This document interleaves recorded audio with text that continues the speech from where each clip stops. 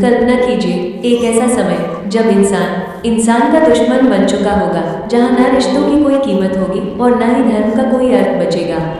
आसमान में सूरज एक नहीं बल्कि 7 दिखाई देंगे और उनकी भयानक गर्मी से धरती का हर एक कोना जल उठेगा। ये कोई फिल्म की कहानी नहीं है, बल्कि ये वर्णन मिलता है हमारे प्राचीन ग्रंथों कल्कि पूर्ण और गरुड़ पूर्ण में। आज हम जानेंगे कलयुग के वो भयानक सच जिन्हें सुनकर आपके रोंगटे खड़े हो जाएंगे। शास्त्रों के अनुसार कलयुग की शुरुआत हुई थी भगवान श्री कृष्ण के पृथ्वी से प्रस्थान के बाद। इस युग की कुल आयु है 4,32,000 वर्ष, जिसमें से अभी तक सिर्फ लगभग 5,000 वर्ष ही बीते हैं।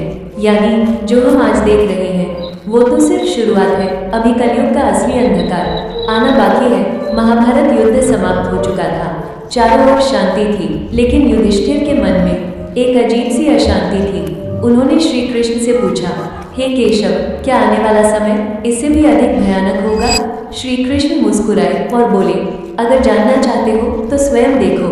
इसके बाद उन्होंने 5 पांडवों को अलग अलग दिशाओं में भेज दिया। युधिष्ठिर ने देखा एक विशाल हाथी जिसकी 2 सूंड थी और वो दोनों दिशाओं में लोगों को कुचल रहा था।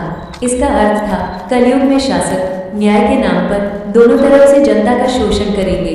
अर्जुन ने देखा एक पक्षी जिसके पंखों पर वेदों के मंत्र लिखे थे, लेकिन वो मांस खा रहा था। श्री कृष्ण ने बताया कलयुग में ऐसे विद्वान होंगे जो ज्ञान का दिखावा करेंगे, लेकिन अंदर से भ्रष्ट होंगे। धर्म सिर्फ कमाई का जरिया बन जाएगा। भीम ने देखा एक गाय जो अपने बछड़े को इतना चाट रही थी कि वो घायल हो गया। इसका अर्थ था कलयुग में माता पिता का अंधा प्रेम बच्चों को कमजोर बना देगा।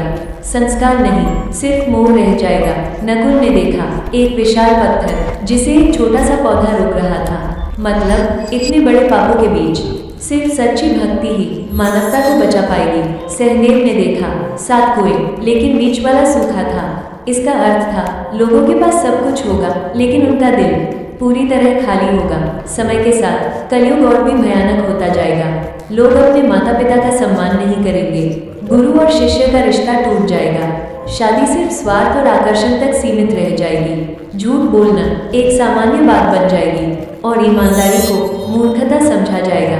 धीरे धीरे मानव की आयु घटकर सिर्फ 20 वर्ष रह जाएगी। बचपन में ही बुढ़ापा आने लगेगा। प्रकृति भी अपना संतुलन खो देगी।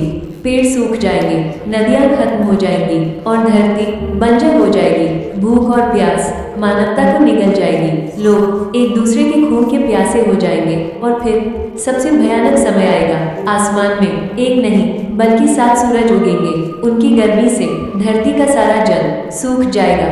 नदियां, समुद्र सब खत्म हो जाएंगे। हर तरफ सिर्फ आग होगी और विनाश। लेकिन यहीं से प्रकृति अपना सबसे भयानक रूप दिखाएगी। भगवान विष्णु रुद्र रूप धारण करेंगे और फिर 100 वर्षों तक लगातार वर्षा होगी। पूरा विश्व जल में डूब जाएगा। इसे ही कहा गया है महाप्रलय। लेकिन हर अंत एक नई शुरुआत लेकर आता है। इस विनाश के बाद फिर से एक नए युग का जन्म होगा, सत्य युग का, जहाँ सत्य होगा, धर्म होगा और शांति होगी।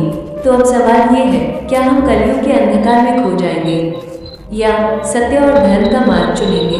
क्योंकि कलयुग का अंत कब होगा ये शायद कोई नहीं जानता, लेकिन उस अंत में हम कहाँ खड़े होंगे ये हमारे आज के कर्म तय करते हैं। सोचिए, अगर आज ही समय रुक जाए तो क्या हम अपने जीवन से संतुष्ट होंगे या हमें पछतावा होगा कि हमने सच को जानकर भी उसे अपनाया नहीं। धीरे धीरे दुनिया बदल रही है, रिश्ते बदल रहे हैं, लोग बदल रहे हैं और शायद वो समय जिसका वर्णन शास्त्रों में किया गया है वो अब दूर नहीं। लेकिन याद रखिए, अंधकार कितना भी गहरा क्यों ना हो, एक छोटी सी रोशनी उसे मिटा सकती है और वही रोशनी आपके अंदर भी है। बस जरूरत है उसे पहचानने की। क्योंकि जब दुनिया अंधकार में डूबेगी तब वही लोग बचेंगे जो सत्य के साथ खड़े रहेंगे। और शायद आप भी उन्हीं में से एक हो जो नई शुरुआत देखेंगे, एक नए युग की शुरुआत, सत्य युग। आज के लिए सिर्फ इतना ही। मिलते हैं अगली वीडियो में। अपना ध्यान रखिए। भगवान की कृपा आप सभी पर बनी रहे। जय श्री कृष्णा। वीडियो पसंद आए तो लाइक, शेयर और सब्सक्राइब जरूर करें।